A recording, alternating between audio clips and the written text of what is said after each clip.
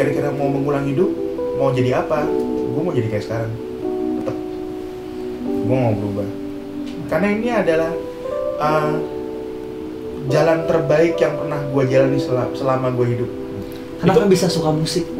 Itu ajaib sih. Jadi kalau misalkan suka musik, gue emang suka musik dari gue lahir. Oke, jadi pas lahir langsung. Gimana Waktu ya? lahir ninggal semuanya. Nah, gue nggak suka musik sebenarnya, sama sekali. Sampai satu hari, gue itu suka sama cewek. Aduh. Emang ada biasanya gitu. Klasik. Kalau nasi itu kayak Bang Renaldi, ya nggak? Dinginin dulu. sekarang gue tanya. Apa iya? Hah? Apa iya? Supaya gulanya Nggak mungkin. Pasti, Bu, nih Mas pecelnya, ini nasinya. Udah pasti. Udah, kosong ngomong itu.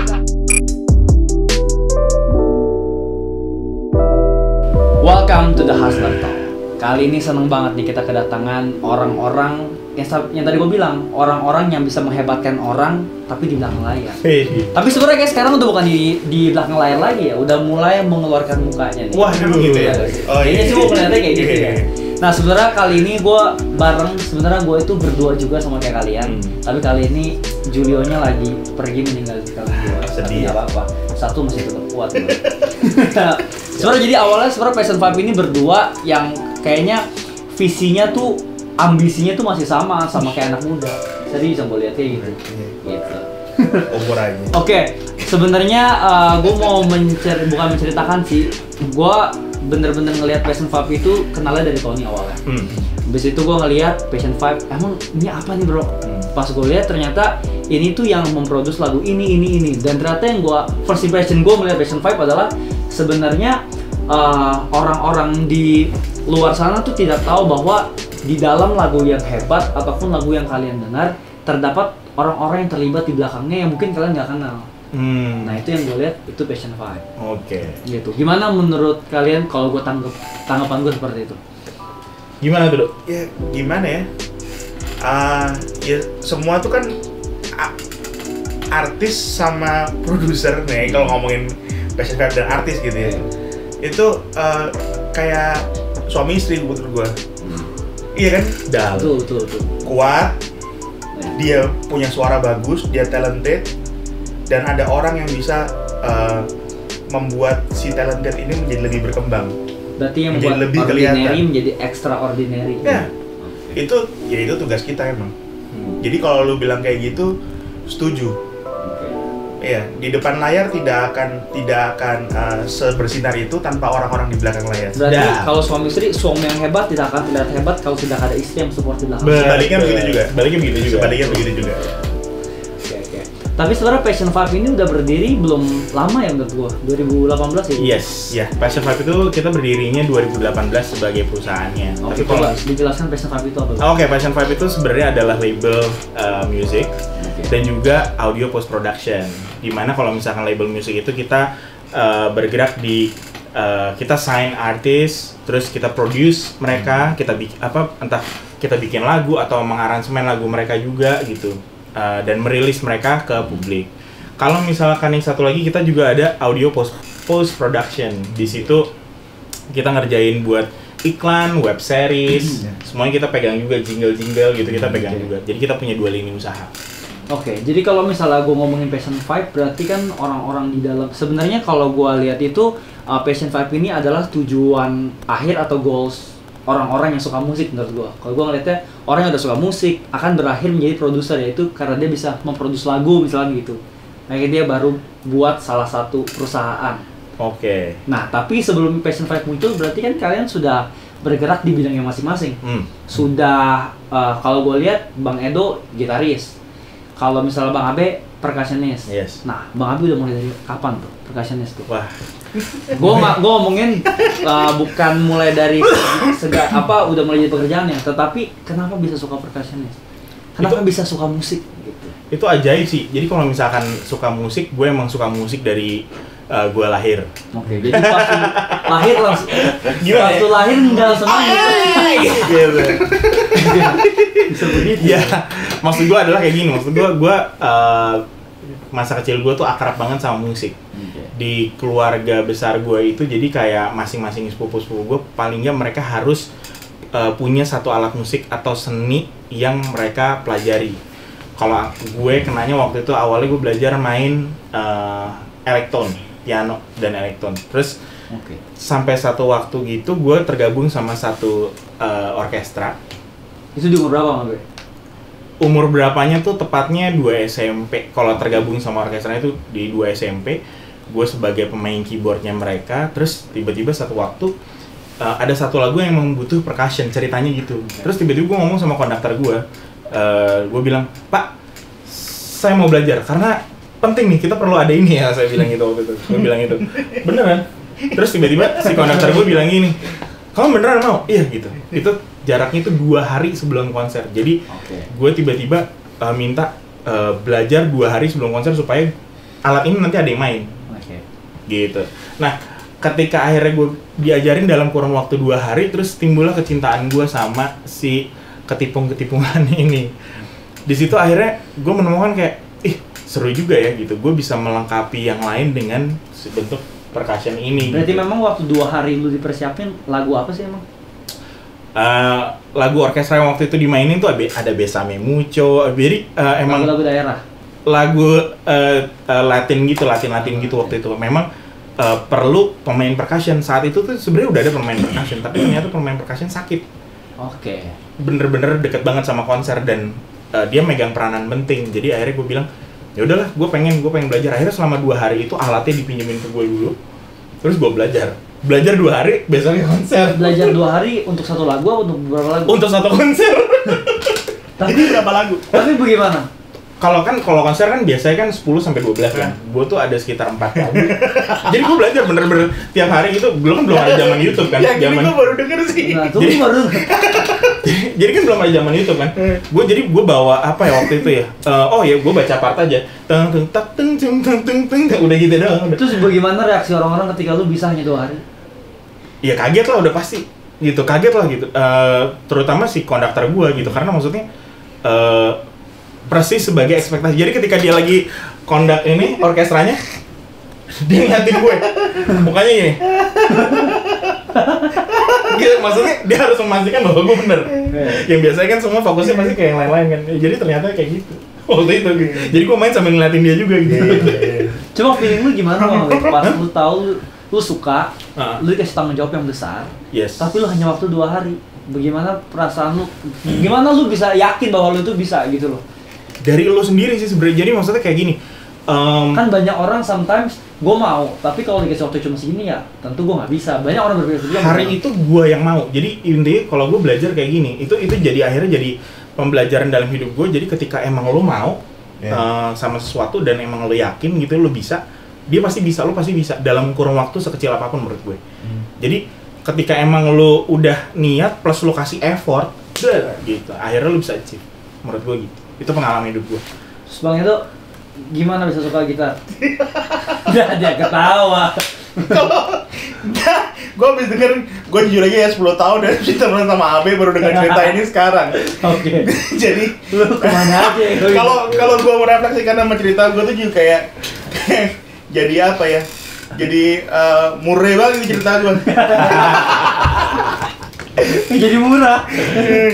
Gimana ya? Gue awalnya tuh gue suka gitar, sebenarnya gue nggak suka musik sebenarnya. Gue nggak suka musik. Terus nggak lu dari 2 SMP? Jadinya begini. Tapi dari 2 SMP juga atau dari kecil? Enggak. Bokap gue pemain bokap gue tuh belajar gitar klasik, cuman tangannya putus. Jarinya. Kenapa? Kena mesin. Jadi bokap gue tuh gratil gitulah, misalnya dia si mesin dikerjain, apa semua dikerjain sama dia. Gitu, jadi tangannya putus. Gitar mangkrak di rumah, gue nggak suka. Tapi berarti sebenarnya bokap lu udah demen musik sebenarnya dari dulu? Iya, suka aja. Suka, cuma sebatas hobi aja. Nah, gue nggak suka musik sebenarnya. Sama sekali. Sampai satu hari gue itu suka sama cewek. Aduh. Emang ada biasanya gitu. Klasik. Jadi murah kan? Jadi murah. kat. Gue tuh suka sama cewek. Nah, terus habis itu pas umur berapa? Itu SD. Dan gue suka sama di cewek dari SD kelas 6. Oke. Gue nggak perlu sebutin lah sekolahnya. Sekolahnya di mana? Gak usah. Ada lah di Jakarta juga. Bukan di Australia. Oh, bukan. Oh tuh jadi curcol. Ya. Nah, terus habis itu gue tuh suka dari kelas 6, terus dia suka sama orang yang bisa main gitar. Oh, gitu. Udah. Ada gitar di rumah kan? Ada gitar di rumah, kebetulan kakak ipar gue dulu kan masih pacaran sama kakak gue tuh suka datang ke rumah main gitar gitu kan. Gak apa-apa deh lagu rohani, gue bilang gitu. Ya, gak apa-apa lah. Tuhan sama gitar. Iya, gak apa-apa deh lagu rohani gitu kan ya. Gue coba main. Chord pertama yang gue bisa adalah E mayor dan E sus, cuman tinggal geser jarinya doang. Jeng. Oke. Wah itu serumah marah-marah sama gue, berisik lu main kan. Terus habis itu lama-kelamaan gue bisa main gitar. Terus ya gue udah lupa sama tuh cewek, gue pindah ke Surabaya. Enggak, akhirnya pas lu main gitar, lu tuh cewek udah suka sama lo apa enggak? Enggak. Tapi emang itu jalan ninja gue kali. Supaya gue memang main musik gitu. Akhirnya gue suka sama musik. Itu di pas gue kelas 2 SMP mungkin. Udah berapa lama lu main gitar habis itu pas lu? Dari kelas 2 SMP. Oke. Gue dari kelas 2 SMP main begitu saja. Terus habis itu gue sempat nggak mau sekolah SMA karena gue pengen main musik aja. Gue pengen sekolah musik aja. Terus nyokap nggak ada yang main musik di keluarga kamu gitu kan. Bingung juga. Kalau ini kan dari kecil saya keluarga musik semua. Gue nggak ada. Bokap gue peternak. Nyokap gue ibu rumah tangga. Kakak gue orang IT. Satu lagi arsitek. Kagak ada yang main musik. Jadi emang gak ada yang nyambung gitu. Ya udah, abis itu gue suka sama musik, terus gue memutuskan masuk SMA.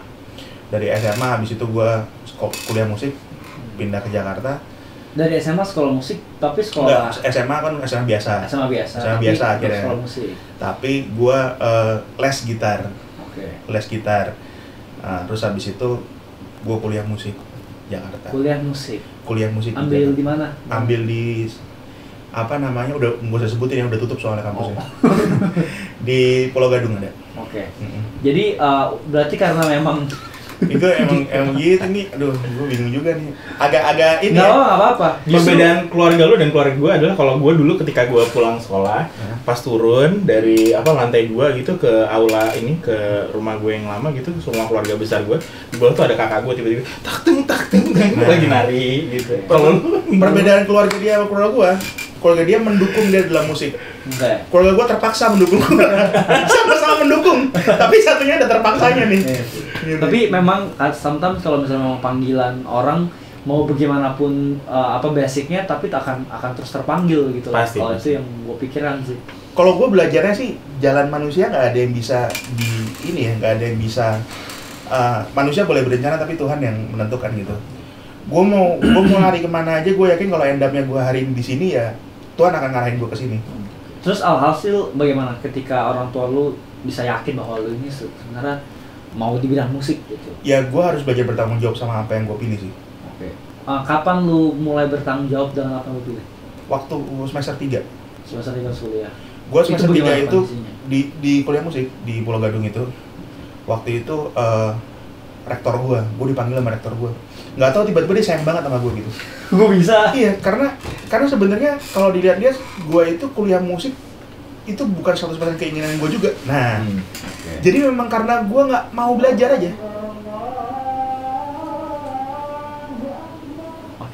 Oke lanjut. Jadi emang karena gue nggak mau belajar aja, gue nggak suka ngapalin. Gue lebih suka, menurut gue sesuatu yang praktikal gue lebih suka. Oke. Jadi gue pikir musik adalah jalan satu-satunya untuk gue keluar dari semua kerewetan ini. Di SMA.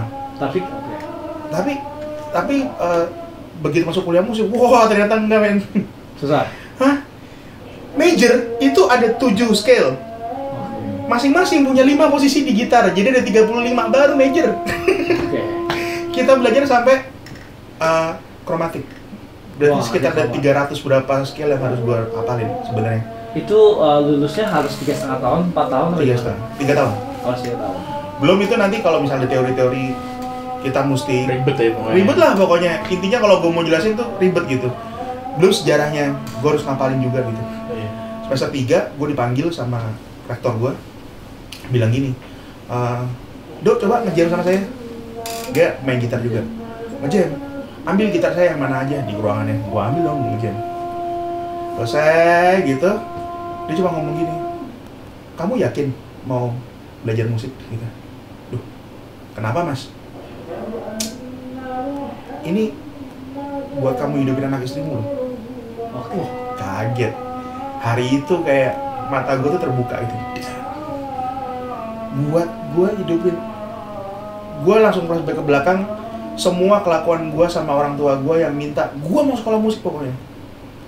Gue berasa jadi kayak anak kecil yang cuma minta tapi nggak mikir bakal kayak apa gitu. Hari itu membuka mata gue bahwa oh iya, ini tanggung jawab gue, harus gue emban. Gue harus selesaiin dan gue harus hidup dari sini. Bukan masalah nunjukin ke orang tua, bukan masalah itu, tapi ini gue harus bertanggung jawab sama diri gue sendiri. Karena suatu saat orang tua gue nggak ada, gue yang bertanggung jawab sama diri gue sendiri gitu. Jadi menurut gue ya ini tanggung jawab gue. Kalau lu tanggung jawab sama orang lain, lu tanggung jawab sama diri lu sendiri minimal. Gimana caranya gitu sebenarnya. Kalau gue waktu itu gue berpikir itu. Nah dari hari itu akhirnya gue lambat laun belajar musik. Oke guys, kita lanjut lagi karena memang tadi ada suara azan. Jadi untuk respect kita berhenti dulu sejenak. Ternyata pas berhenti udah selesai. Kita mulai lagi ya. Kita lanjutin lagi masalah yang tadi, obrolan tadi. Katanya lu mulai merasa bertanggung jawab pas lu disuruh mencap sama dosen sama rektor. Iya. Jadi waktu gue nge-jam itu, rektor gue tuh bilang gini, kamu serius belajar musik? Gue diem dong. Udah semester 3 tuh. Oke. Iya, mas. Karena permainan gue itu nggak berkembang. Oke. Waktu gue masuk ini, ya gue sebutin aja lah, udah tutup sih kampusnya. Waktu gue masuk ini. Univnya ini. Waktu gue masuk ini, itu gue itu lagi pengen belajar drum sebenarnya. Oke. Bener-bener gue hanya pengen keluar dari rutinitas gue yang menurut gue itu nggak berguna.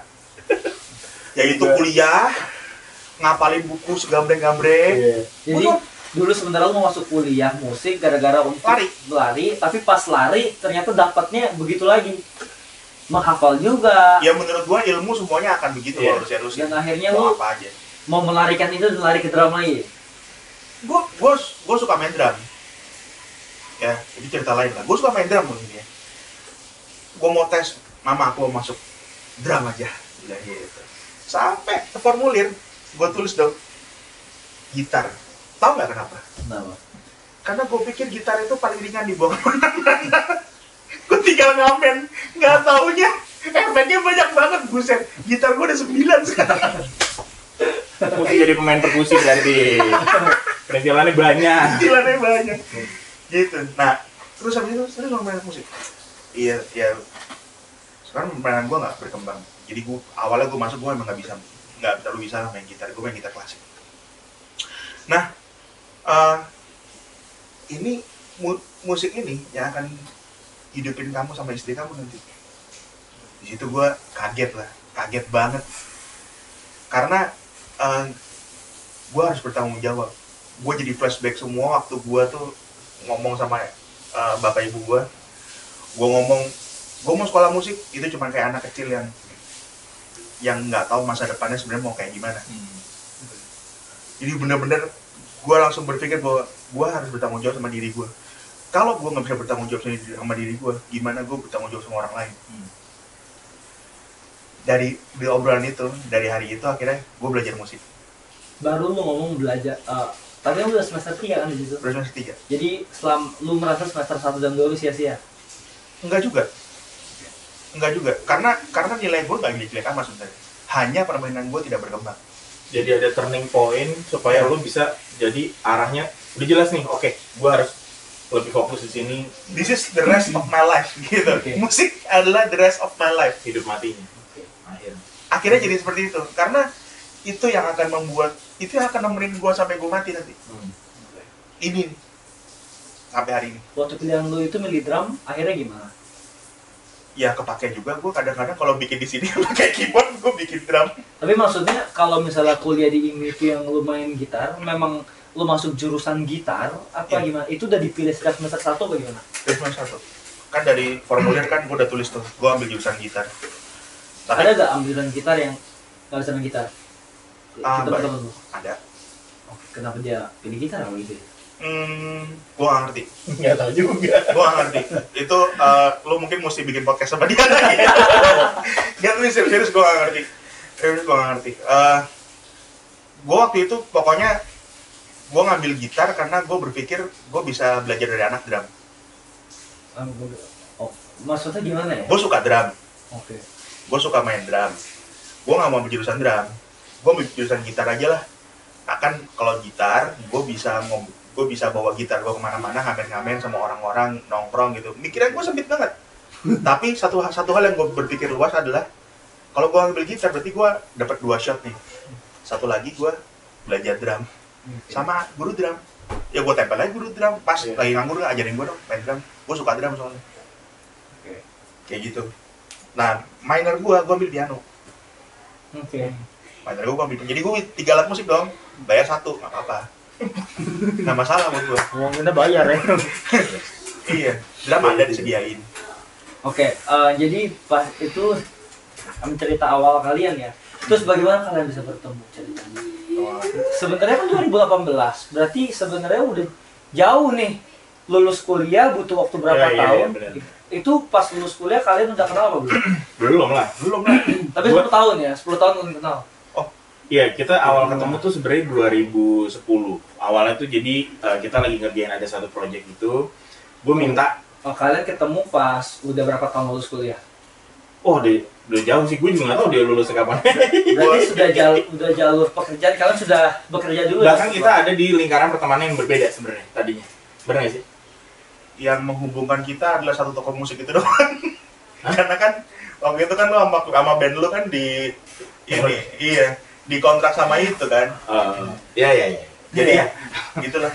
Oke, berarti pas kalian lulus kalian sudah berjuang dalam pekerjaan masing-masing sendiri ya? Intinya gitu sih ya. Intinya gitu. Kalau gue dengan jalan ninja gue bersama tim yang lain, dan di belakang layar juga, Edo juga sama. Sebenarnya dulu Bang Abe udah punya tim sebelum Iya. PSN 4. Belum. Gue kalau misalkan kalau misalkan gue produce atau gue konsepin satu band gitu, gue semuanya jalan sendiri biasanya. Gue ngeliat sih pas pertama kali Instagram lu diposting tahun 2011-2013 gitu. Yes. Ada keyboard kayak gini, lu main mesinnya udah kecepat gitu, iya gak sih? Iya, kurang lebih kegiatannya kayak gitu ya. Nggak beda jauh sebenarnya. Sama aja sampai hari ini jadi gitu juga. Cuma yang berubah bentuk tubuh kali ya? Aduh, bentuk tubuh. Maksudnya kalau sekarang lebih makmur. Iya, sekarang lebih six pack gua. Iya, betul. Tapi pakai Java nih. Ini gua hustler banget. Gua nggak bisa balik nih. Ada tulisannya nih. Oke, lanjut. Gimana tuh? 2013. Kalau awalnya gue sama Edo tuh 2010, gue minta dia untuk ngisi salah satu lagu di project gue juga, sampai akhirnya. Lu udah kenal berarti dong kalau udah minta ngajak. Ada teman kita yang kenalin. Jadi ada teman gue yang kenalin. Dan pernah ketemu Edo juga gitu. Terus udah kayak gitu, habis itu ya udah nih dia datang ke rumah. Dia datang ke rumah. Rumah yang ini? Iya, rumah yang ini. Di studio ini juga dengan bentuk yang berbeda waktu itu masih. Terus singkat cerita tuh setelah dia ngisi itulah baru gue kenal gitu. Terus malah jadinya dia join waktu itu di dalam project itu juga. Terus lama-lama project apa tuh kalau boleh tahu? Kita tuh waktu itu lagi ngerjain satu project lagu-lagu rohani gitu waktu itu awalnya. Jadi ketika itu ini lucu banget. Gue mesti cerita. Jadi kayak gini, gue waktu itu ngonsepin satu grup rohani gitu, terus di mana warnanya tuh kental banget sama warna R&B gitu. Edo adalah pemain gitar, rock man. Edo tuh rock banget. Tapi gue brutal. Terus ketika dia datang, dia ngeliat gue yang main lagu-lagu R&B yang kita tuh punya style sendiri, kita istilahnya namanya laid back. Jadi apa mainnya tuh di belakang tempo gitu, jatuhnya plak ceklek ceklek ceklek, and then you know what, tiba-tiba dia bilang gini, coba bilang, Katanya nggak enak nih podcast. ya biarin aja, biar tahu, Biar ditonton sama banyak orang. Biar Tahu biar semuanya tahu. nih. Ini kan story hidup Ini kita kali. ini lo mau sih denger? Gue dibilangin apa sama dia, lihat. Ini Apa? Ini anak dari sekolah musik, terus tiba-tiba datang ke proyek orang, oke. dia bilang gini, Gue jelasin dulu deh. Jadi kalau main rock itu metronomnya tuh emang begitu dia klik jatuh, itu di situ dia aja. harus hajar di situ. Pak, pak, pak, pak, nggak bisa pak, pak Di belakang. Betul. R&B itu antara di belakang atau di depan, Yes. Nah, gitulah. Nah, gue kan emang nggak pernah, bukan nggak pernah dengerin, gue nggak pernah main R&B, Nah, dan gue nggak pernah mempelajari si R&B nggak tersebut. paham lah si R&B ini bagaimana. Intinya gue nggak punya ketertarikan Oke, tertarikan juga. di R&B. Oke, Ini ketemu nih orang, lagu pertama yang disuguhin adalah R&B. lagu rock. oh pertama lagu rock dulu, benar. Gua Ya kan, lagu yang kayak na na na na jang jang jang jang. Wah, gue seneng dong. Gila nih R&B rock gue, bos. Waktu itu ada satu Kirk Franklin gue suka Oke. denger juga Gospel, gitu. ya. Gospel tapi yang rock. Wah, ini nih kayak ini nih, bro. Gue main kan. Oh, dapat Oke. satu lagu. Lagu kedua. Lagu ding ding clang ding clang gitu kan. Wak wak wak wak wak gitu ya. Ini bego amat nih orang. Kagak tahu tempo apa gimana sih? Be, gue di rumah itu. Gue balik sini, Be. Ini nggak ini ya? Nggak sama-sama metronom ya? Nggak kuantes ya? Nggak kuantes kok gue. Masih on tempo kok sebenarnya gitu. Masih on tempo kan dia. Bego amat ya. Lu ngomong bego di depan Bang Abe. Dia mikir kayak nih Abe Iya. ini kayak bego deh. Ngomong bego. Itu dalam hati, Dalam hati. dalam hati. Dia taunya setelah udah jadi teman, Oke, udah kumpul, teman. udah jadi, terus gue dulu ngomongin lu gini Be gitu. Sorry, setelah gue tahu R&B itu kayak apa, Oke. dan sekarang gue jadi main R&B. Ini hal-hal yang ajaib. Oke. Apa tanggapan lu ketika dia ngomong kayak gitu gimana? Iya, lucu aja gitu. Sebenarnya hari itu dia melihat gue dengan perspektifnya dia kan. Tapi musik tuh buat gue ya, gitu, buat gue tuh itu adalah melting pot. Jadi tempat peleburan ego, peleburan segala macam yang lo tahu. Itu tuh sebenarnya jadi tempat yang menarik banget untuk kita explore. That's why itu salah satu kecintaan gue sama musik tuh di situ. Ketika gue ngeliat orang kayak Edo yang dia berpikir kayak bahwa goblok banget nih orang, bego banget nih. Ya di situ akhirnya gue jadi lebih tahu, oh dia tuh sebenarnya cara ngeliatnya dia tuh kayak gini di musik yang dia biasanya main kayak gini. Di saat itu juga sebenarnya dia juga jadi bisa ngeliat gue juga gitu. Oh ternyata gaya musik yang kita mainin tuh berbeda. Nah gimana caranya you speak through music? Oke. Sedap, kan? Bagaimana Bang Edo bisa suka lagu R&B yang jelas-jelas lu nggak suka awalnya? Si Bang Abe ini ngapain ini? Pengaruh setiap pagi langsung aja. Jadi kita tuh biasanya Oh enggak, sebelum setiap pagi. gimana nih? Sebelum setiap pagi, jadi dia itu selalu, Dok, nih ada yang baru nih. Oh ya pasti. Dengerin Dok, ada yang baru. Gue ingat banget ada satu gaya musik, bukan aliran ya. Oke, tunggu sebelumnya. Kan lu kan bisa disuguhin begitu mulu. Berarti dalam kondisi setiap hari lu datang ke sini. Apa karena ada si project ini? Enggak, jadi kita kan waktu itu kan dalam project itu kan ada bukan berdua doang, tapi ada beberapa orang lain. Nah, beberapa orang lain tuh ke pihaknya dia masalahnya. Oke. Musik gaya Warnanya musiknya. gue banget. Warnanya dia banget. Iya. Dia sendirian. Pokoknya pro. Nah, gue sendirian kan. Oh. Jadi bukan dia doang yang nyuguhin, teman-teman main juga. Oke. Nih, ini Ini enak main nih. rock nggak perlu distorsi. Wah, Iya. kok kayak apaan gitu kan? Alat-alat lo nggak berguna gitu. Main rock nggak perlu distorsi. Ya, gue setuju sekarang. Nggak, cuma gue sampai sekarang mungkin sama Julio, kalau misalnya Julio denger pun juga sampai sekarang tuh masih bertanya gitu, sisi nikmat apa sih yang dinikmati oleh pecinta rock? Kayak berat banget lagunya gitu. No, menurut gue rock itu gini, rock itu adalah kebebasan. Tapi sampai sekarang masih suka rock kan? Masih Oke. di dalam lubuk hati gue. Maksud gue untuk mainin gue nggak, tapi untuk produce mungkin ada yang mau. Hey, kita open buat rock nih abis ini. Oke. Untuk produce Jadi dengan gimana lu mensiasati rock? nggak, gue rock itu menurut gue suatu kebebasan berbicara. Oke. Orang berekspresi dengan nada yang tinggi, orang berekspresi dengan berapi-api. It's rock. Khas rock sejak lama ya. Iya, it's rock. Oke. Ada distorsi atau gak ada distorsi? Intinya kalau dia hit itu dengan keras, dia teriak di situ, itu rock menurut gue. Jadi orang main rock ada satu kebebasan yang dilepaskan. Oke. Gua nggak suka, nah itu rock. Tapi dari lu suka rock tidak mempengaruhi sifat lu secara nyata kan? Maksudnya lu suka traktor yang apa atau bagaimana? Iya, gua sanguin. Oke. Menjelaskan ya. Sanguin. Iya, gua sanguin orang. Asik. Wih, makan. Nggak, maksud gue itu kan memang dari segi musik kan, bukan secara vokal kan. Oh, Kalau semua vokal, nyanyi juga gitu. iya, nyanyi juga gitu. Sampai sekarang masih bisa track. Gua terakhir nyanyi Iya. lagu rohani, lagu Natal, rock. Oke. Kayaknya gue harus ngeliat. Gua teriak. Akan keluar sebentar lagi, nanti gua kasih lihat juga linknya. Gua teriak. Basically gua rock memang. Ini sebenarnya podcast bocoran sih. Oke. Isi bocoran semua nih. Sekarang bagaimana lu bisa menerima bahwa sebenarnya lagu R&B ini cocok di hidup lu gitu? Sebenarnya musik itu adalah kedewasaan dalam berbicara. Oke. Ketika gue membuka hati dan pikiran gue untuk musik yang lain, dan gue mencoba bermain musik yang lain, dan gue merasa gue bisa melebur di musik yang lain, menurut gue itu berpengaruh sama gaya hidup lo. Oke. Cara lo ngomong, cara lo melihat sesuatu, cara lo bermain. Karena gue nggak ngomongin genre ya.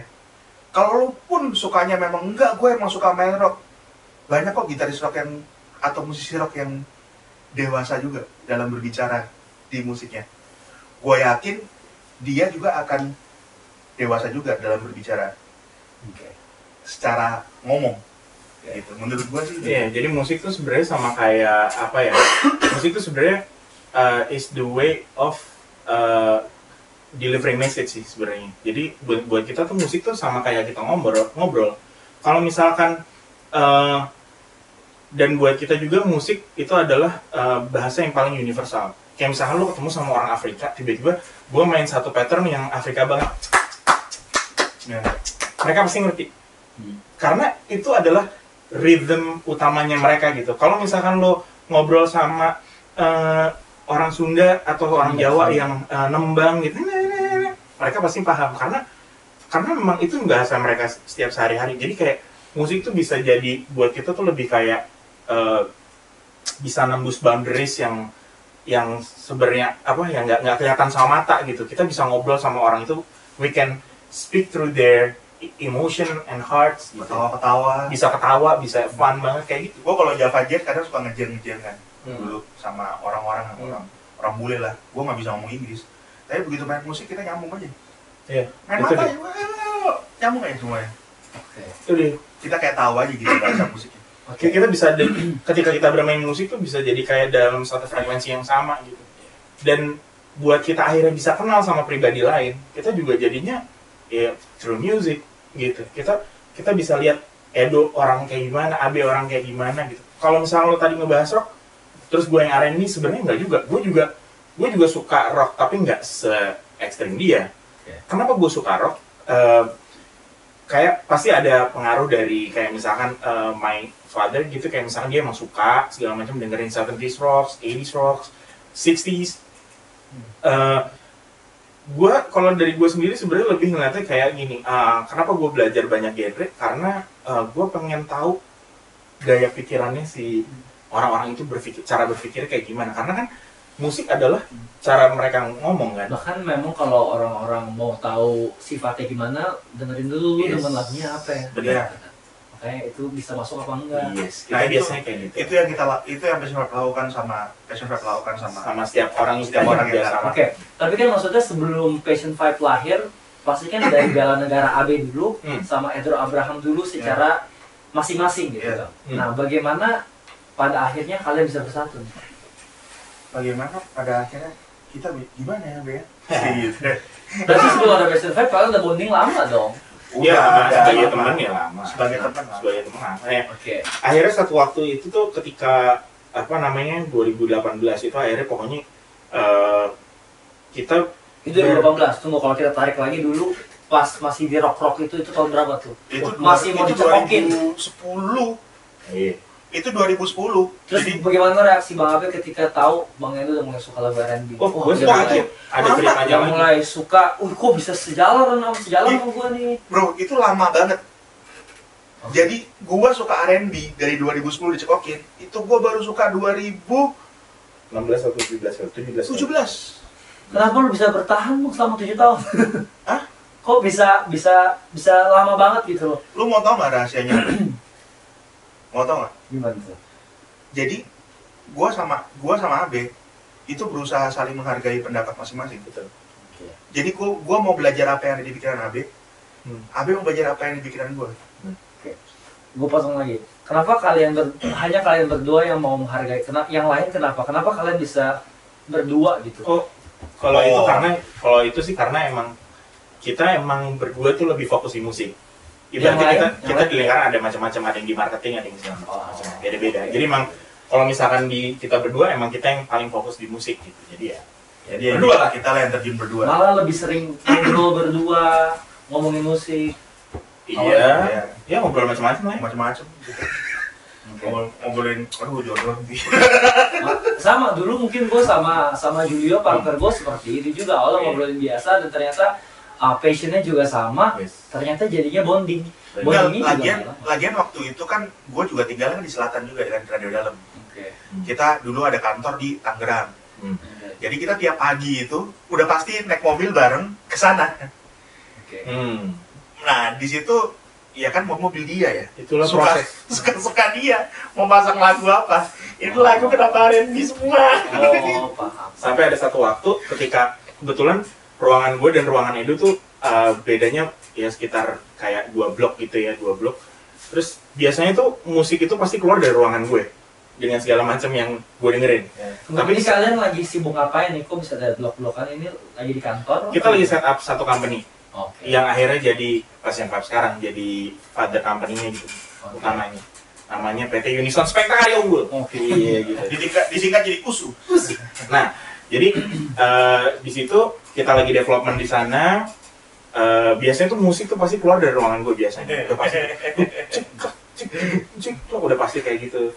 Terus tiba-tiba satu waktu gue lagi mau balik kantor. Pas gue buka dari ruangan gue gitu keluar, krek. Ya, tiba-tiba di ruangannya itu ada bunyi. Cek. Wah, gue akrab nih dengan suara-suara begini nih. Gue kaget, Laid back. gue kaget kan. Gue pikir siapa yang biarin, waktu itu jadi di sana juga kita ada setup satu studio juga. Jadi kalau misalnya gue lagi pengen bikin musik atau ada kerjaan musik, gue bisa langsung masuk, gue bisa kerjain, dan gue kirim. Terus tiba-tiba kok ini studio nyala. Gue bilang ini kok studio nyala, siapa yang ninggalin? Ternyata pas gue buka lampunya gelap gitu, komputer nyala, ada tiduran di sofa gitu sama gini. Bro ngapain bro gitu. Iya nih lagi dengerin. Wow gitu. Ya akhirnya ternyata gue juga melihat bahwa memang disitulah kayak misalnya momen ketika ya lingkungan lo itu sebenarnya sangat mempengaruhi lo. Jadi penting banget kalau misalkan lo ada di surrounded by orang-orang yang punya pengaruh baik buat hidup lo gitu. Dan dengan kayak gitu ternyata kita banyak ngambil pelajaran lain, yaitu adalah gimana caranya kita bisa mengerti satu sama lain. Nah disitulah akhirnya mulai apa istilahnya mulai ngobrol untuk maksudnya kita bisa nemuin satu frekuensi yang kita bisa kerja bareng untuk ngambil yang ini nih gitu. Jadi sebenarnya yang gue dapetin dari kalian semua dari belajar R&B dari rock adalah semuanya tidak ada kata tidak bisa ketika kalian menjadikan itu sebuah kebiasaan ya. Yang gue lihat sih seperti itu. Kalau Iya, misalnya bisa dari juga. nggak suka rock, lu tahan even 1 tahun nggak suka, 2 tahun nggak suka, 3 tahun, ternyata butuh waktu bertahun-tahun untuk bisa masuk dan saling menghargai pendapat satu sama lain. Enggak, itu sudut pandang sih menurut gue. Sudut pandang. Oke. Sudut pandang. Jadi gue melihat itu bukan sebagai genre tapi itu as a music. Iya, benar. Kalau misalkan gue pengen ngobrol sama orang yang kayak Edo, mungkin gue harus paham rock. Tapi kalau misalkan Edo harus ngobrol sama gue waktu itu, dia mungkin harus paham R&B. Demikian juga balik lagi karena memang kita melihat itu musik sebagai way of we communicate gitu. Gimana caranya kita berkomunikasi lewat musik. Oh, dan ya udah akhirnya dari situ kita nemuin ngelihat kayak kita bisa terbuka satu sama lain. Oh, cara ngeliat lo tuh ke musik gue kayak in that moment, hari itulah gue tahu bahwa dia pernah ngomong bahwa gue pikir lu bego juga lo mainnya soalnya di belakang gue. Yeah. Ceritanya tuh itu dari After situ, 7 years ya. after 7 years akhirnya dia bilang gue sebenarnya pernah berpikir bahwa lu tuh bego. Begonya tuh adalah karena lo mainnya di belakang, padahal that's the style gitu ya nggak sih, that's the style gitu yang gue pengen translate gitu. Ya udah dari situ akhirnya ya barulah bisa mulai ada kayak chit-chat gitu, ada obrolan yang lebih dalam lagi. Nah disitulah akhirnya ada satu project waktu itu tuh kita ngerjain komersial. Waktu itu tuh zamannya Infinity War Marvel. Marvel Jadi kita X sama Acer. Yes, Yeah. betul. Dan lu Waktu- buat musiknya di sana. Yes. Yeah. Jadi waktu itu kita di kontak juga. Jadi itu waktu itu pokoknya intinya kita kontekannya hari itu sama Disney HQ. Jadi ceritanya semua musik yang kita bikin untuk si proyek komersial tersebut langsung di ACC sama Hong Kong dan Amerika gitu. Jadi ya udah tuh. Dan ya udah dari situlah sebenarnya startnya gitu. Dan habis itu udah as a passion vibe tuh. As a passion. Walaupun Passion 5 belum dijor-jorin logonya. Atau sudah ada logonya. Sudah ada, maksudnya Sudah ada. udah sebagai entity, udah sebagai Oke. sebuah Bagaimana kalian tuh menentukan bahwa yuk kita buat Passion 5? ya itu Wow, momennya.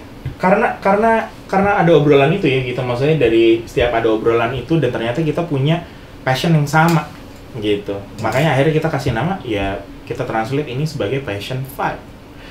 Di dalam Passion 5 itu sendiri, passion itu kan artinya kan sebuah gairah gitu ya, gelora gitu yang terus kalau vibe itu kan sebenarnya kan vibration. Jadi ibaratnya kayak gairah yang bervibrasi ke orang-orang itu yang kita ambil waktu itu ya. Yeah. Gitu kita cari, ternyata kita punya visi yang sama sebenarnya gitu. Punya cara yang sama bagaimana kita mentranslate musik. Dari situ akhirnya oke deh, kalau enggak kita mulai hari ini kita jalan bareng aja gitu. Kita jalan bareng, kita build ini dari awal. Ya udah kita pakai namanya si Passion 5. Tujuannya adalah apa, mimpinya kita adalah Passion 5 itu bisa jadi kalau lihat logonya kan garpu talan. Garpu tala itu adalah sebuah alat yang alat penentu. Jadi kalau misalkan dulu di paduan suara atau di orkestra gitu ketika dia bunyiin garpu tala, itu udah pasti semuanya ngikutin stemannya itu. Semua ngecun gitu. Buat kita visinya kita tuh kita taruh dalam logo kita juga. Jadi adalah kita tuh pengen jadi penentu. Si garpu tala Setiap apapun yang itu kita suaranya ya? yes, apapun yang kita keluarin itu bisa jadi acuan buat orang-orang lain. Mimpi kita setinggi itu. Oke.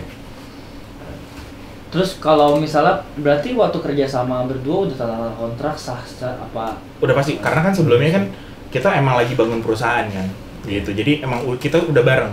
Hanya akhirnya kita lihat, ya udah kenapa nggak kalau misalkan emang ini passionnya kita juga, ya kita jadiin unit usahanya kita aja gitu.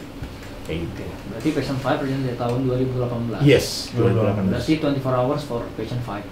All the way. 24 hours. Iya, all the way. Yeah, all the way. Pasti kalau itu. Itu udah pasti. Bahkan kadang nggak sampai. Napas gua Passion 5. Itu Passion 5. Kadang lebih dari 24 jam. Lebih. Seperti semalam, Seperti lebih. semalam itu kita mencuri waktu untuk hari ini. Oke. Ya gitu. Ada gak perbedaan vibes kalau kita ngomong Passion 5, perbedaan vibes pekerjaan lu dari dulu belum ada Passion 5 sampai sekarang sudah jadi Passion 5?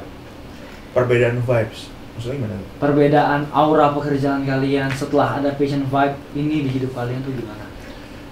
Soalnya beda banget sama gue misalnya pas dulu gue sebelum ada Java Aesthetic, pas sekarang gue 24 hours for Java Aesthetic, rasa pekerjaan gue tuh berbeda. Even yang gue kerjakan tuh sama, dari segi olahraga, dari segi apapun itu, marketing, kayak serasa tuh memang 24 hours gue hustle di sini gitu loh. Kayak visinya semakin kuat dan semakin jelas, entah gue mau kemana akhirnya semakin jelas. Nah, gue pengen lihat di kalian ini ada perubahan gak sih, perubahan gaya hidup, perubahan cara pandang kalian gitu. Kita di Passion Vibe, kalau misalkan kita berkaca sama yang tadi kita obrolin gitu ya, maksudnya dan semuanya tertuang di dalam nama dan logo dan semuanya gitu, itu sebenarnya kalau lo bilang perbedaan adalah kalau buat kita tuh lebih kayak apa ya, lebih kayak bener-bener way of life.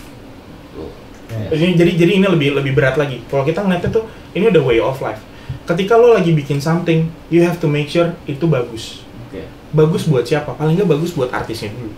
Baru abis itu bagus buat kita. Ini baru bisa nyenengin orang banyak.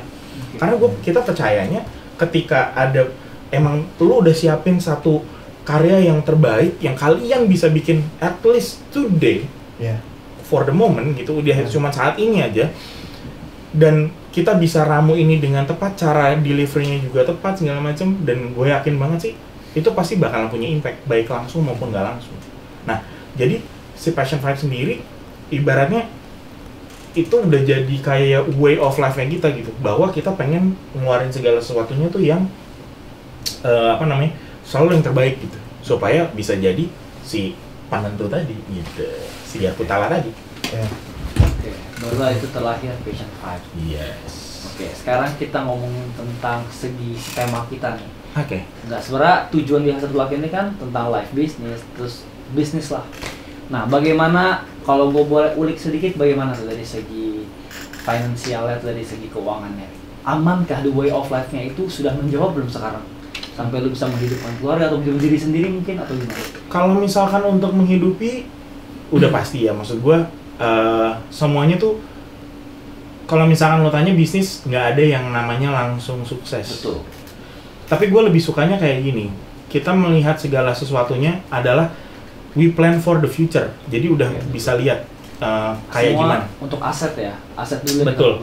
Jadi kalau misalkan untuk saat ini, kayak misalkan lu bekerja sama dengan orang-orang yang memang key person di industri gitu, key person. Terus zaman sekarang tuh soalnya ini udah beda banget gitu, udah beda banget. Dimana sebenarnya everybody can release their own music. Tapi yang bikin berbeda adalah siapa yang ada di belakangnya, siapa yang ngasih warna. Nah, orang-orang inilah yang sebenarnya punya peranan penting. Karena tuh sama siapa? Bener, karena ada that Midas touch istilahnya, golden touch gitu. Jadi ketika lo ketika ketemu sama tim ini udah pasti bagus. Nah, itulah yang kita selalu bawa sih. Jadi kayak misalkan kalau misalkan itu kita memang melihat polanya tuh lebih ke future pastinya gitu. Jadi setiap apa yang kita lihat sekarang, apa yang kita punya, kita pikir untuk development lagi untuk ke titik yang sebelah sana. Selalu yang jauhnya. Kira-kira bakal kayak gimana? Dengan kita jalanin step by step, apapun yang bisa kita lakukan hari ini harus yang terbaik. Jadi kayak kalau yang terbaik kita udah nggak usah sebut gitu. Atau keren itu udah jadi nafas. Udah jadi jalan. Itu udah jadi jalan ninja kita gitu. Bahkan kalau misalnya kayak gue pribadi dimintain tolong sama temen buat bikinin musik. Bener. Gitu, gue juga harus melakukan yang terbaik seperti gue mengeluarkan di Passion Vibe. Ini ketika gue ngelakuin ini yang terbaik buat Passion Vibe atau enggak? Efeknya terdampak apa nih untuk si PV? Gitu. Karena kalau misalkan kita mikirnya kira-kira kita bisa dapat benefit apa segala macam, buat gue this industry bukan berarti melulu perihal masalah uang, tapi banyak banget sebenarnya karya-karya yang bagus banget di luar sana, tapi nggak pernah dapat exposure satu, terus atau mungkin nggak ada kesempatannya untuk keluar gitu. Jadi karena kita pernah ada di posisi itu juga, dan ketika kita punya this company gitu, kita punya this company, kita malah bisa melihat kayak misalnya ada siapa lagi yang kira-kira potensial yang kita bisa sign, kita bantu, supaya dia paling nggak dia bisa one step closer to their dream. Itu persis banget sih sama yang mungkin Java yang gue jalanin.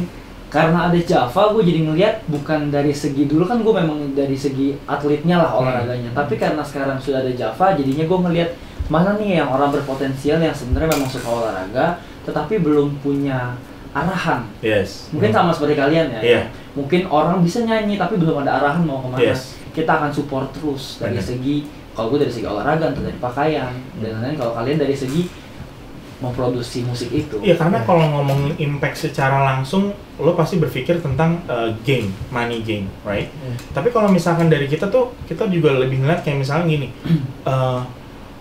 belum tentu dia menghasilkan uang langsung, tapi kalau misalkan kita bisa ngedevelop dia dengan baik, It's asset. bisa jadi aset nantinya gitu. Dimana kita juga dalam hal ini, kita ngebantu, ngajak dia untuk kayak gini, what is your dream? Can you see your dream with us? Lo bisa lihat sama kita bareng-bareng, karena kita juga bisa melihat hal itu di lo misalkan. Kalau misalkan dari mereka cocok dan kita nemuin chemistry-nya, kenapa enggak? Gitu. Oke, kita bahas yang dari segi pekerjaan nih, secara teknis. Kalian kan sekarang sudah hampir 24 jam setiap hari lihat-lihatan lah. Maksud setiap hari itu udah bersama gitu. Nah, banyak banget di Instagram. Di Instagram gue nanya sama gue juga, Bang, gimana sih caranya mencari partner bisnis? Katanya gue susah banget nih nyari partner bisnis. Nah, gue sendiri untuk ngejawabnya juga bingung ya. Karena itu mungkin God's plan, atau mungkin itu jalannya aja gitu. Karena sama-sama punya passion gitu. Nah, kalau dari kalian, facts-nya gimana? Untuk menemukan partner, kalau ditanya nih sama si followers. Apa ya? Partner tuh buat gue nggak bisa ditemuin sih. Oke. Karena itu jawaban penting tuh. iya, karena menurut gue being a partner itu adalah dimana lu harus mengalah sama ego lu. Betul. Itu gue ngerasain banget.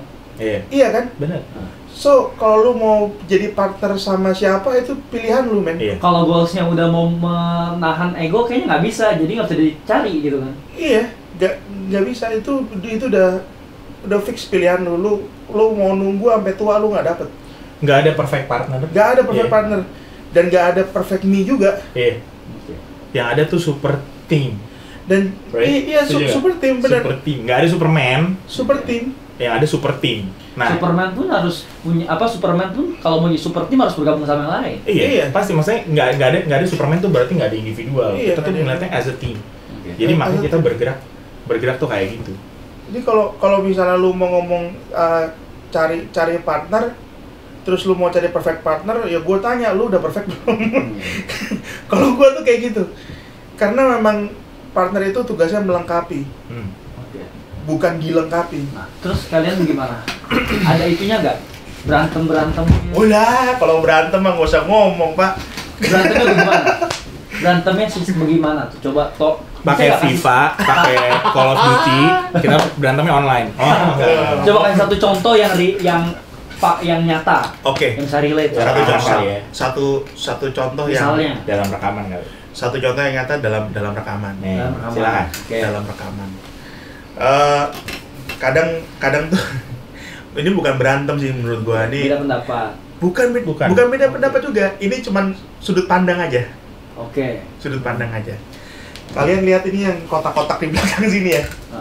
Nah, ini bisa keluar suara piano, bisa keluar suara drum, bisa keluar suara macam-macam lah di sini. Gitu.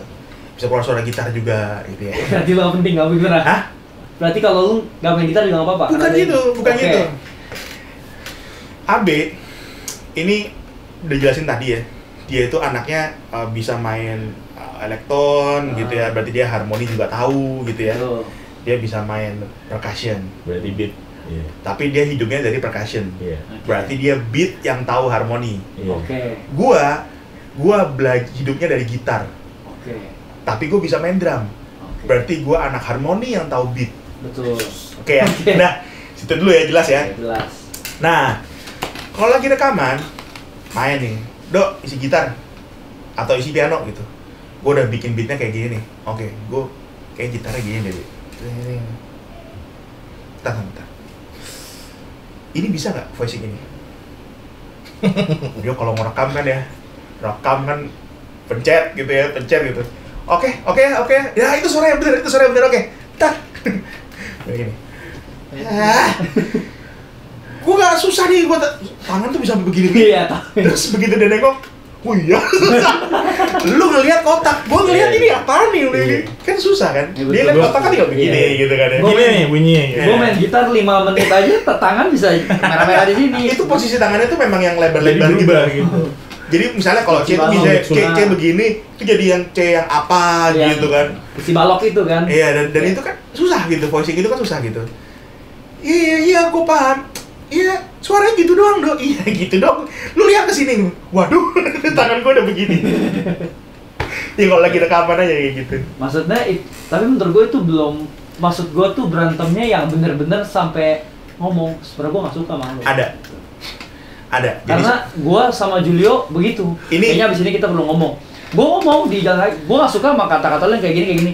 Ibaratnya kan partner itu kan kalau udah dikatakan. Oke, thank you. Enggak, ini mungkin banyak orang, soalnya banyak yang nanya. 5, 4, 3, 2, 1, close the door. Gue memang agak sedikit kritis ya, supaya orang-orang paham. Karena gue juga seperti itu. Maksudnya gue berantem. Tapi gue ngomong bahwa ya Julio kayak istri gue, udah kayak setiap hari harus bertemu dan harus ngomong. Kalau enggak ya nggak semakin kuat timnya. Ada. Jadi ini adalah awal mula kenapa gue dan Abe yakin untuk jadi partner bersama. Jadi suatu hari adalah satu kejadian gitu ya. Dia ngomong ke gue tuh nggak enak. Dia ngomong ke gue nggak enak. Misalnya gini. Bener. Be, gue mau ini nih Be. Nanti gue mau syuting di Kemayoran gitu. Mayoran. Dikirim screenshot. Nih Kemayoran, mau di mana lu gitu. Hah? Kok gini amat sih jawabnya? Ya kan lu bisa. Mau di Expo apa di mana, Do? Apa di pasar Kemayoran di mana? Gue pengennya lebih detail. Pengennya lebih detail. Ya kan gue kan nggak tahu, gue cuman penghubung, gue bilang gitu kan. Oke. Akhirnya kalau saat gue pendem perasaan itu gue pendem. Habis itu yang mestinya gue pulang bareng ke selatan sama Abe, gue nggak pulang bareng. Do balik, balik aja no. Balik dia mobil. Tapi gue bilang gue nggak bisa gini. Gue harus kejar nih orangnya. Kalau nggak kelar nih masalahnya.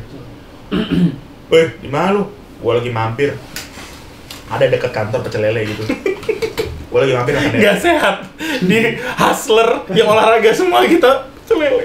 Loh, lele tuh protein loh, nggak usah pakai nasi, men. Yang salah nasinya kalau dua. Tapi gua tetap bangkrak aja sih, tetap. Kalau nasi itu kayak Bang Renaldi, ya nggak? Dinginin dulu. Sekarang gua tanya. Apa iya? Apa iya? Supaya gulanya nggak mungkin. Pasti, Bu, nih Mas pecel lele, ini nasinya. Udah, nggak usah ngomong itu udah. Pecel lele nih. Pecel lele kan. Udah, mau beli nggak? Gua pesen apa? Nggak usah. Udah, pecel lele. Banyak. Pecel lele. Udah, makan. Makan dulu. Makan.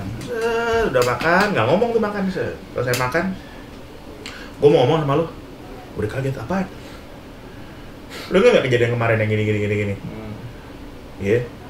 Ya gue nggak suka sama cara lu ngomong. Maksud lu apaan? Iya. Lu ngapain?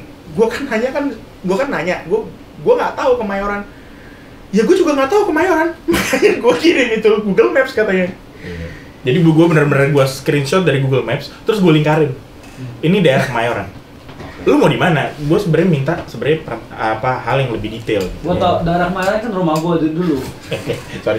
Emang jalannya cuma lurus-lurus doang, di Expo. Kalau nggak mau di mana nih? Iya. Terus, tapi kan gue cuma sebagai penghubung. Lah ya maksud gue nggak ngomong sama lu juga. Lu tolong sampein dong ke situ. Lu kenapa nggak ngomong kalau jadi gitu? Oke.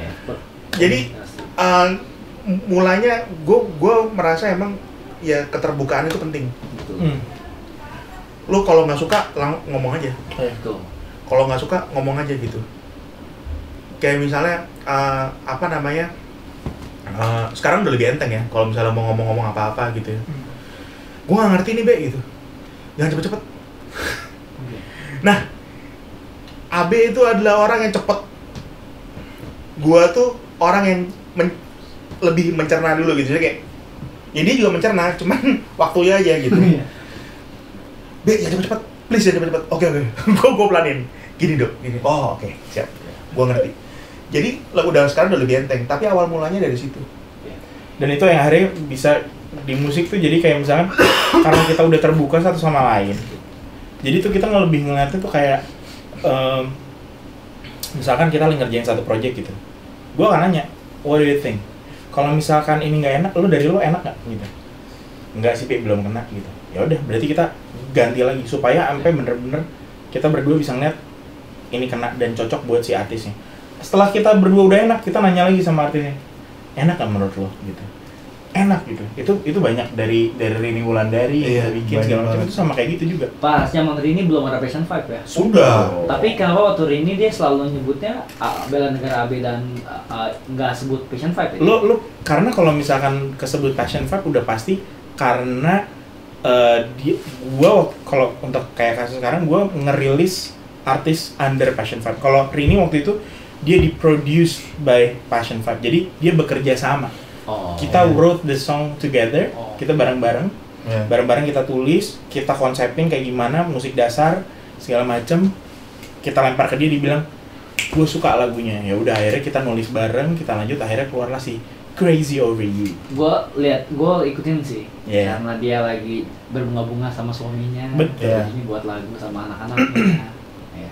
Itu hal yang very natural buat kita kalau misalkan kita kerjain, jadi kayak misalkan ketika kita lagi tulis lagu, kita lihat juga mana yang paling relate sama si artis itu sendiri gitu. Itu waktu itu dapetnya tuh waktu pas kita lagi recording di rumahnya Rini ya. Jadi maksudnya day kedua sih tepatnya. Jadi waktu itu recording di rumahnya Rini itu kita rencana mau bikin lirik memang kan.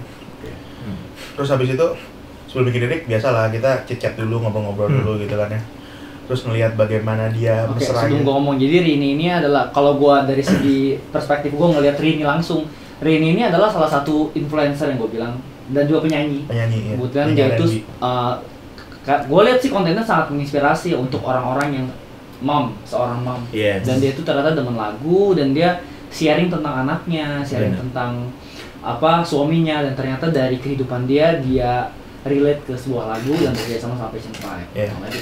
Nah, terus habis itu gue sama Abe melihat bagaimana dia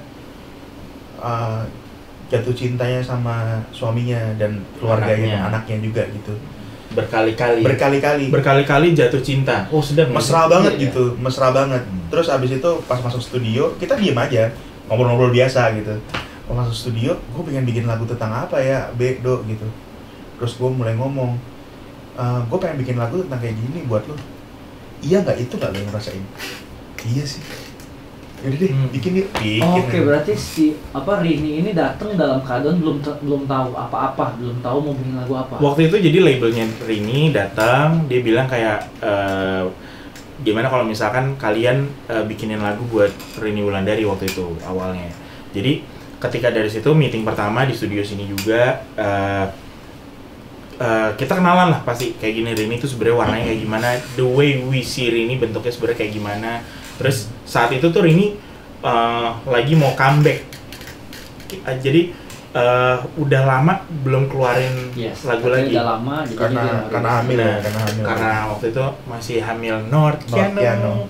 Nah terus setelah semuanya selesai, labelnya datang barengan sama Rini juga, kira-kira dia minta kita untuk bikinin lagu. Habis itu ya seperti yang tadi kita ceritain bahwa semuanya tuh kita bakalan tanyain dulu sih, lo sukanya apa segala macem, lo lagi kepikirannya apa.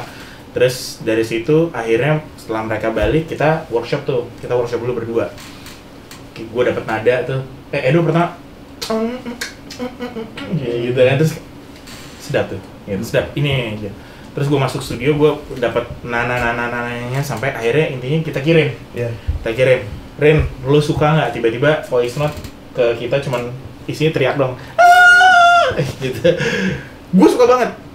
Oke, let's make it gitu. Ya udah akhirnya kita bikin. Nah, ketika di hari kedua itu kita melihat kemesraannya Rini, Javin, North itu tuh bener-bener, aduh chemistry luar biasa banget. Dan tiba-tiba kita berdua langsung kayak, Rin, kalau misalkan kita tulis lagu ini tentang keluarga gimana? Gitu, tentang elu aja gimana? Karena lu udah jadi orang yang berbeda, udah bukan Rini yang dulu lagi, bukan Rini masih pacaran dan segala macamnya, tapi ini adalah Rini udah jadi seorang ibu dan seorang istri. Gimana kita translate lewat lagu ini? Wah, dia suka banget sama ide itu. Akhirnya kita nulis bertiga, semuanya udah sampai semuanya beres, dan intinya terlahirlah si lagu Crazy Over You ini. Bener-bener terekspresikan lewat dari cara dia bernyanyi, dari musiknya gitu, yang sebenarnya kita bisa lihat gitu, walaupun lagunya groove dan segala macamnya, cuman message-nya emang for family gitu. Sedap ya? Ya sedap Pak. Gue dengerin lagunya juga, gue lagi ngerasain kalau gue jadi satu keluarga bareng dia sih. Dan gue ngerasain vibes-nya, zaman dia sayangnya tuh kelihatan. Bener. Itu yang memang harus disampaikan. Bener. Bukan masalah engagement, tapi masalah pesan pas kita nyampe ke sana apa enggak. Betul, itu yang gue rasain sih. Wah, berarti kena. Oke, gue ngomong udah lama banget, udah berapa menit nih? Oke, udah 50, udah gak kerasa udah 1 jam. Lu belum ngobrol yang lain-lain? Oke, sebenarnya ngomonginnya masalah itu dari tentang konflik kalian berdua, bagaimana cara menanganinya. Gue langsung ke pertanyaan terakhir sih. 5 tahun ke depan kalian mau jadi apa? Kita nggak melihat 5 tahun sih. Asik ya, bener. Oke, 5-10 tahun ataupun sampai kalian sudah nggak ada, kalian mau disebut sebagai apa dan spesifik ingin seperti apa? Pribadi apa? Untuk pribadi, dan gue pengennya sih untuk pribadi, untuk Passion 5 dan untuk each other gitu. Gue rasa impian gue dan impian Passion 5 itu adalah satu impian. Sedap, gue juga. Oke, berarti satu aja ngomong nih. Iya, ini satu aja bisa. Kita itu pengen jadi penentu. Artinya kalau dari Passion 5 di musik ya, kita pengen jadi acuan. Kalau gue sebutnya unicorn. Ya, kita pengen jadi acuan. Kita pengen jadi acuan buat orang bahwa good vibes itu ini. Music yang good vibes itu ini. Kita nggak ngomong genre, tapi kita ngomong sesuatu yang jujur aja. Yes. Yang jujur adalah dari dalam hati kita.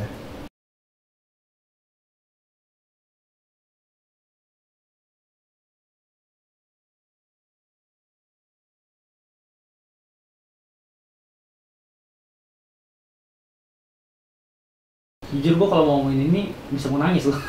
Iya pasti. Okay. Karena itu mimpi. Karena itu mimpi. Dan kenapa gue bertahan sampai sekarang? Karena step by step gue melihat bahwa gue sedang sampai ke mimpi gue. Terus berjalan. Terus berjalan. Setiap hal yang kita lakukan tuh kita percaya bahwa itu adalah kayak satu anak tangga yang emang lo harus lewatin gitu. Sulit. Tapi di balik kesulitan itu menurut gua ada hal yang sebenarnya kita bisa lihat lagi gitu, karena pasti ada banyak opportunity yang kita bisa kerjain gitu. Disitulah akhirnya kayak kita nggak henti-hentinya kita lihat peluang apa, atau bahkan kita yakinin banget bahwa setiap hal yang kita kerjakan, even hari ini kita diundang talk show sama kalian, itu adalah salah satu step yang Tuhan kasih buat sampai ke mimpi kita gitu. Langsung nggak bisa diem. Emang begitu tapi guys. Enggak, karena kalau gue lagi sama Julio, pas gue ditanya, gue jadi relate sama gue, karena yang gue jawab sekuat itu kalian berdua, dan sekuat itu gue sama Julio separtner itu, dan gue ngerasa anjing Julio harus datang ke sini gitu. So kalau misalnya ditanya lo nyesel nggak ada di Passion 5, atau kadang kan suka ada pertanyaan ya dari netizen, kalau kira-kira mau mengulang hidup mau jadi apa? Gue mau jadi kayak sekarang, tetap gue mau berubah, karena ini adalah jalan terbaik yang pernah gue jalani selama gue hidup ini. Gue dari kecil nggak pernah melihat masa depan, tapi hari ini gue lihat masa depan gue. Gue merasa beruntung banget gue hidup karena gue lihat itu gitu. Dan kita lebih beruntung lagi karena kita sama-sama kita punya aim sampai ke sana. Jadinya juga orang yang tertarik untuk bergabung atau bekerja sama-sama kita juga adalah orang-orang yang benar-benar mereka punya aim juga sampai sana gitu.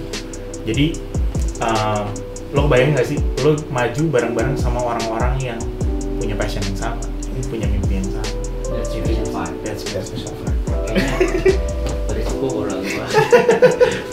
Gila banget. Gue mau ngomong ya 3, 2, 1 salam hustler. Bareng-bareng ya. Oke. Ke situ. 3, 2, 1 Salam hustler. Gila.